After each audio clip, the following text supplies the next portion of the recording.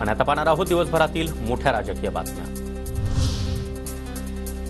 पश्चिम महाराष्ट्रामध्ये भाजपला धक्का। हर्षवर्धन पाटील भाजपला सोडचिठ्ठी देत शरद पवार गटामध्ये प्रवेश करणार। उद्या सकाळी 11 वाजता पत्रकार परिषद। हर्षवर्धन पाटील यांनी पक्षप्रवेशाआधी सिल्वर ओकवर शरद पवार यांची भेट घेतली। हर्षवर्धन पाटील यांच्या मुलासह कार्यकर्त्यांकडून पक्षाच्या नावासह तुतारीचं चिन्ह स्टेटसला। हर्षवर्धन पाटील यांची मुलगी अंकिता पाटील देखील उद्या भाजप युवा मोर्चाच्या पदाचा राजीनामा देणार। अंकिता पाटील देखील शरद पवार गटात प्रवेश करणार।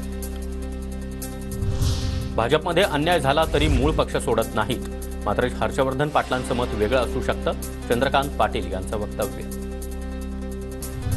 माजी आमदार राजेंद्र देशमुखांचा भाजपला रामराम। शरद पवार गटामध्ये प्रवेश केल्याचं जाहीर। खानापूर आटपाडी विधानसभा लढण्यास इच्छुक।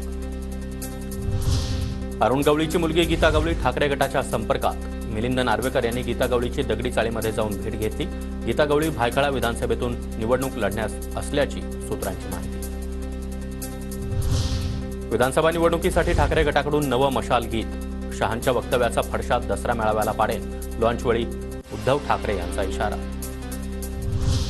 रणनीती मी 2 वर्षांपूर्वी दाखवली। विरोधकांचं प्लॅनिंग जनता हाणून पाडेल।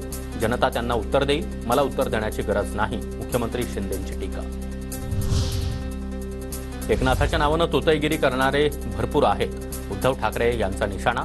तर सत्तेसाठी आणि पदासाठी तोतईगिरी कुणी केली हे उभ्या महाराष्ट्रानं पाहिलं, मंत्री शंभूराज देसाई यांचं प्रत्युत्तर।